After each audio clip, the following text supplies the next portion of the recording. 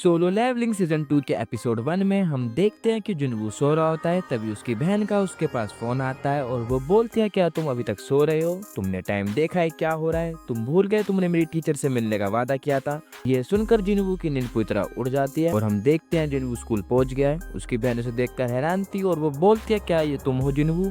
तब जुनवू पूछता है क्या वो बुरा लग रहा है और फिर हमें स्टोरी रिकैप दी जाती है कि कैसे डंजन के अंदर मैजिकल बीस्ट हैं और उनसे हंटर लड़ाई करते हैं। जुनवू की स्टोरी बताई जाती है कि उसे पैसा कमाने अपनी बीमार माँ की दवाई और अपनी छोटी बहन की पढ़ाई के लिए, इसलिए वो हंटर का काम शुरू करता है और उसकी रैंक सबसे लोएस्ट होती है, ई रैंक। कैसे एक बार डबल डंजन में रेड करते हुए जुनवू रीअवेकन होता है और वो अपनी पावर और लेवल बढ़ाता है गेम की मदद से, और वो जितना लड़ाई में स्ट्रॉन्ग रहा उसे एलिक्सियर ऑफ लाइफ की रेसिपी मिल जाएगी जो किसी भी तरह की बीमारी को ठीक कर सकता है। और वो जुनवू अपनी माँ की बीमारी को ठीक करने के लिए ही जितना हो सकता है उतना स्ट्रॉन्ग बन रहा है जिससे उसे ये रेसिपी मिल जाए। और जुनवू पे शैडो आर्मी भी है जिसका नाम है शैडो मोनार्क। हम देखते हैं कि स्कूल की सारी लड़कियां जुनवू को देख रही होती हैं। जुनवू की बहन उससे कहती है तुम्हें तो सब देख रहे हैं, तुम्हारी कोई गर्लफ्रेंड भी नहीं है, तुम कहो तो मैं तुम्हारी किसी से इंट्रोडक्शन कराऊं। तब जुनवू अपनी बहन का गाल खींचता है। हम देखते हैं कि जीना की टीचर जुनवू से बात कर रही होती है। वो बोलती है कि जीना पढ़ने में बहुत अच्छी है और उसका नेचर भी बहुत अच्छा है और वो दूसरों की रोल मॉडल भी है। ये सुनकर जुनवू बहुत खुश होता है। फिर उसकी टीचर जुनवू से पूछती है कि अगर जीना अवेकन हो जाए तो क्या आप उसे हंटर बनने की अनुमति दोगे? जुनवू ये सुनकर शौक होता है और बोलता है नहीं। जुनवू पूछता है कि आपने ये मुझसे क्यों पूछा? टीचर बोलती है कि मैंने आपसे कुछ ज्यादा ही पूछ लिया है। फिर हम देखते हैं कि जीना की फ्रेंड को जिसका नाम है सोंग, जिससे मिलने जुनवू गया होता है, वो अपने मन में सोचती है कि ये यहाँ क्या कर रहा है। तभी जुनवू उसे अपने फोन में अपनी बहन और अपनी फोटो दिखाता है और पूछता है क्या तुम इसे जानते हो? तब वो बोलती है तुम जीना के भाई हो। तब जुनवू बोलता है कि दुनिया कितनी छोटी है ना। वो बोलती है कि मुझे नहीं पता कि हमारी टीचर ने तुमसे क्या बोला है, पर मैं स्कूल वापस नहीं जाऊंगी, ना ही हंटिंग छोड़ूंगी। जुनवू बोलता है कि तुम एक ही रैंक हंटर हो, तुम जीने भर का भी नहीं कमा पाती होगी। वो बोलती है अगर तुम लेक्चर देने आए हो तो तुम अभी अपने घर वापस चले जाओ, और हाँ तुम भी एक ई रैंक हंटर ही हो। जुनवू बोलता है कि मैं तुम्हें रोकने नहीं आया हूँ, तुम मेरे साथ चलो। हम देखते हैं कि एयरपोर्ट पे एक आदमी एक हंटर का वेलकम कर रहा होता है जिसका नाम है हंटर डोंगसू, और हम देखते हैं कि ये हंटर इस जगह को ज्यादा पसंद नहीं करता। वो बोलता है कि मुझे इस कूड़े के ढेर को घर कहने का कोई शौक नहीं है। वो पूछता है क्या तुमने मेरी हंटर एसोसिएशन मैनेजर से मीटिंग फिक्स कर दी है? हमको पता चलता है कि ये यहाँ किसी को ढूंढने आया है और ये किसी और को नहीं जुनवू को ढूंढ रहा है। ये कोई और नहीं डोंगसू का भाई है जिसे जुनवू ने डंजन में मार दिया था। ये जुनवू से बदला लेने आया है। हम देखते हैं कि एक डंजन का गेट ओपन होता है, वहाँ कुछ हंटर होते हैं। जुनवू वहाँ आके बोलता है मिस्टर हुयू आपसे मिलकर बहुत अच्छा लगा। लोग भी जुनवू को देखकर खुश होते हैं। वो बोलते हैं कि मुझे ये सुनकर बहुत हैरानी हुई कि तुम वापस ट्रेनिंग में जुड़ रहे हो, क्या ये इस लड़की के लिए है? जुनवू बोलता है हाँ। वो बोलते हैं कि तुम्हारी टाइमिंग बिल्कुल परफेक्ट है, इस एरिया में सुबह ही सी रैंक गेट ओपन हुआ है। तभी कोई पीछे से बोलता है कि तुम कब तक बातें करोगे, ये कोई घूमने की जगह नहीं है। जुनवू पूछता है कि ये कौन है? वो बताते हैं कि ये है किम, ये एक ए रैंक हंटर है। किम बोलते हैं कि मुझे विश्वास नहीं हो रहा कि मुझे इन दो ई रैंक हंटर की बेबी सिटिंग करनी पड़ेगी, एक काफी नहीं था कि जो यहाँ दो हैं। मैनेजर बताते हैं कि आज की टीम तैयार है, एक A rank, 5 B rank, 2 C rank, total 8 Hunter हैं जो हमारे पास हैं और 2 एडिशन है जिससे टोटल 10 हंटर हो गए हैं। कि सब लोग अंदर जाने के लिए तैयार हो जाते हैं। सोंग बोलती है चले जुनवू। जुनवू बोलता है कि मैं तुम्हारे पीछे ही रहूंगा। वो लोग गेट के अंदर चले जाते हैं, पर जैसे ही जुनवू गेट के अंदर जाता है उसे कुछ महसूस होता है। वो देखता है कि गेट में कुछ गड़बड़ होने लगती है। जुनवू तुरंत गेट से बाहर निकल के बोलता है कि मैनेजर आप प्राइमरी स्ट्राइक टीम से जल्दी कॉन्टैक्ट करें, और वापस गेट के अंदर चला जाता है। हम देखते हैं कि गिल्ड मास्टर को पता चल जाता है कि वहाँ रेड गेट ओपन हुआ है। वो पूछता है कि ये कैसे हो गया, वहाँ तो सी रैंक गेट ओपन हुआ था। वो बोलते हैं कि मैं अभी वहाँ आ रहा हूँ। हम देखते हैं कि सभी लोग एक बर्फीले एरिया में पहुँच गए हैं। सब लोग हैरान थे आखिर यहाँ क्या हुआ और गेट कहाँ गायब हो गया, हम वापस कैसे जाएंगे? तब ए रैंक हंटर बताते हैं कि वो एक रेड गेट था। तब सोंग पूछती है कि रेड गेट क्या है? तब जुनवू बताता है कि ये हमें बाहरी दुनिया से अलग एक डंजन में ले जाता है और हम तब तक नहीं निकल सकते जब तक हम यहाँ के बॉस को हरा ना दें, और ना ही बाहरी दुनिया से कोई हमारी मदद कर सकता है। जुनवू बताता है कि ये मैजिकल बीस्ट नॉर्मल से काफी स्ट्रॉन्ग होते हैं।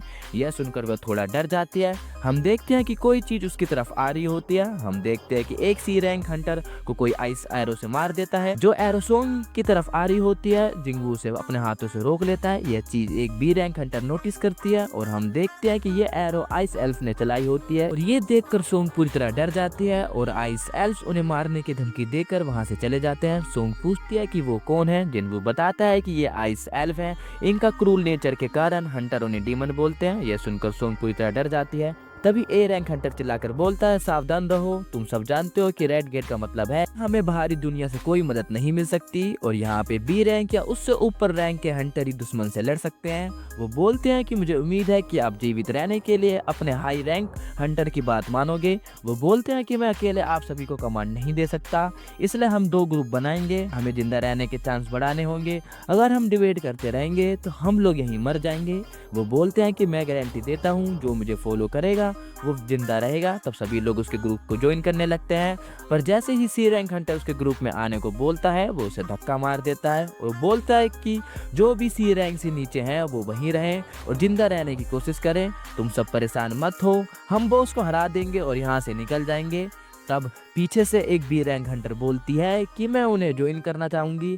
किम बोलता है कि जो तुम्हें ठीक लगे। वो लड़की जाके जिन्गू से बोलती है कि मिस्टर किम ने एरो नोटिस नहीं किया पर तुमने करा। वो स्माइल करते हुए बोलती है कि तुम कोई ई रैंक हंटर नहीं हो, ए रैंक या उससे हाई रैंक हंटर हो। मिस्टर किम जिन्गू से बोलते हैं कि हम इस तरफ जाएंगे। तब जिन्गू बोलता है कि हम जंगल की तरफ जाएंगे। रास्ते में चलते हुए किम नोटिस करता है पेड़ पर पंजों के निशान। वो बोलता है कि ये आइस बियर हैं। तभी किम बोलता है कि सभी लोग तैयार रहो। उनके सामने आइस बियर आ जाते हैं और किम बहुत स्ट्रॉन्ग होता है, वो एक बार में आइस बियर को बीच में से काट देता है। हम देखते हैं जिन्गू के ग्रुप को जो जंगल में जा रहा होता है। तभी बी रैंक हंटर पार्क उन्हें रुकने को बोलती है। वो बोलते हैं कि ये पंजे के निशान देखो, ये आइस बियर का इलाका है, हमें वापस लौट जाना चाहिए उससे पहले कि हम किसी से टकराएं। जिन्गू बोलता है कि यही कारण है कि हमें आगे बढ़ते रहना चाहिए, क्योंकि जब तक हम इस इलाके में हैं तो बस हमें आइस बियर से सावधान रहना होगा। अपने मन में सोचती है कि आइस बियर यहाँ होंगे तो यहाँ कोई और अटैक नहीं करेगा। वो बोलती है मुझे माफ करना, मैंने इतनी दूर तक नहीं सोचा था। जिन्गू बोलता है कि यहाँ ठंड बहुत है। फिर वो अपनी इन्वेंट्री से जैकेट निकालता है और ये देखकर ये लोग हैरान हो जाते हैं। वो बोलते हैं क्या ये समनिंग मैजिक है। फिर सभी लोग ये जैकेट पहन लेते हैं। तब सोंग पूछती है तुम असलियत में कौन हो। उसके सर पर हाथ रखकर बोलता है कि मैं तुम्हें यहाँ लेकर आया हूँ तो ये मेरी रिस्पॉन्सिबिलिटी है कि मैं तुम्हें सेफ रखूँ। वो बोलता है कि मैं बस इतना कहना चाहता हूँ कि तुम कुछ मत पूछो। यह सुनकर सोंग ब्लश करने लगती है। जिन्गू उन दोनों से भी यही बोलता है कि तुम लोग भी मेरे से कुछ नहीं पूछोगे। तभी वहाँ आइस बियर आ जाते हैं। हम देखते हैं कि गिल्ड मास्टर गेट के पास आ जाते हैं। वो बोलते हैं कि ये सील्ड हो गया है, अगर हम लकी हुए तो ए रैंक और बी रैंक जिंदा वापस आ जाएंगे।